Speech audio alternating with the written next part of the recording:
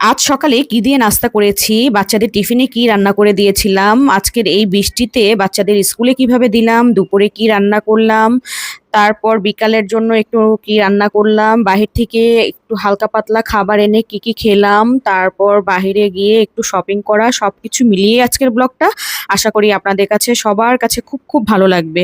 Hello everyone, আসসালামু আলাইকুম। I hope সবাই খুব ভালো আছেন, যে যেখানে আছেন সুস্থ আছেন। যদিও ওয়েদারটা খারাপ, বেশি একটা ভালো নেই আমার বাসায়, বড় ছেলে খুবই অসুস্থ, তো হুট করেই ভাবলাম যে একটু নাস্তা করি। বাহির থেকে পরোটা আনানো হয়েছিল, আগের দিনের মাংস ছিল আর ডিম ছিল, সেটা দিয়ে আজকে সকালে নাস্তাটা কমপ্লিট করলাম। তো আমার হাতে বানানো যে নাগেটসগুলো আমি সবসময় ফ্রোজেন করে রাখি বাচ্চাদের জন্য, এটাকে আজকে ভেজে আমি টিফিনে দিয়ে দিচ্ছিলাম। তো আমার বড় ছেলে যেহেতু মর্নিং এ চলে যায়, ডে শিফটে দুই ছেলে যায়, তো ওদের ডে শিফটের জন্যই এই নাস্তাটা বানাচ্ছিলাম। তো ওরা যেহেতু ছোট, তো আমি চেষ্টা করি সবসময় ওরা যে খাবারটা পছন্দ করে সেগুলোই দেওয়ার জন্য। তো এখানে আমি কিছু নাগেটস ভেজে দিচ্ছিলাম, তারপরে আমি একটু টিফিন কারি বাটিতে একটু হালকা ঠান্ডা করে তারপর দিয়ে দিলাম, সাথে কিছু বাদাম আর খেজুর দিয়ে দিয়েছি, যাতে করে ওদের পেটটা অনেকক্ষণ যাবৎ ভরা থাকে, কারণ ওরা আস্তে আস্তে প্রায় ৪টা ৫টা বেজে যায়, একজনের ছুটি হয় ৪টায় আরেকজনের ৫টায়। তো এই তো ওকে রেডি করিয়ে এখন স্কুলে দিয়ে আসবো। ওই যে সে খুবই বিরক্ত, সে ২টা আইডি কার্ড নিয়ে দিয়েছে, সে ২টাই নিবে। তো যাই হোক, একটা খুলে তারপরে তাকে দিয়ে আসলাম। গুড়ি গুড়ি বৃষ্টি পড়ছিল, হালকা হালকা ভিজেও গিয়েছিলাম, তারপর ওদের দুজনকে নিয়ে স্কুলে দিয়ে আসলাম। ওদের স্কুলে দিয়ে আমি আবার ব্যাক করছিলাম বাসার দিকে, আমি আবার ওদের দিয়েই বাসায় চলে আসি। এসে আমি টুকিটাকি রান্নাবান্না যা থাকে সবকিছু করে ফেলি। ওদের দুজনকে দিয়ে আমার বড় ছেলে ছুটি হয়, ওকে নিয়ে আসি সাথে করে।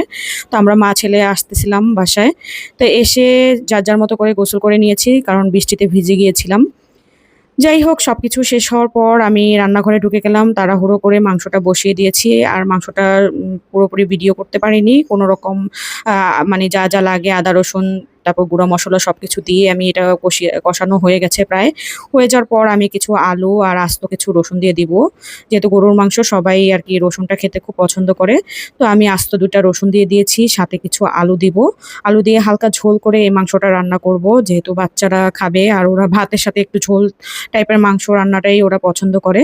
তাই আমি বেশি পরিমাণেই আলু দিয়ে দিয়েছি, কারণ ওরা আলুটাও খেতে খুব পছন্দ করে। যেহেতু একটা তরকারি আজকে রান্না করব, বেশি কিছু রান্না করব না, তাই তাড়াহুড়ো করে কিছু আলু কেটে এটার মধ্যে দিয়ে দিয়েছি। আমাকে আবার স্কুলে ব্যাক করতে হবে, কারণ ওদের ছুটির সময় হয়ে যাবে। এর মধ্যে আমি যত তাড়াতাড়ি পারি রান্নাটা কমপ্লিট করার চেষ্টা করি।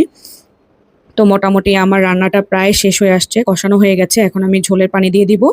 পানি দিয়ে মোটামুটি হয়ে আসলে তারপর আমি একটু গরম মসলা গুঁড়ো দিয়েই আমার রান্নাটা কমপ্লিট করেছি। তো সবসময় আমি এই গরম মসলা গুঁড়োটা আমি মাংসর মসলা মানে আমি সবসময় বানিয়ে রাখি, সেটাই আমি এখানে ইউজ করেছি। তো আপনারাও এভাবে করে গুঁড়ো করে রাখতে পারেন। তো যাই হোক, রান্না কমপ্লিট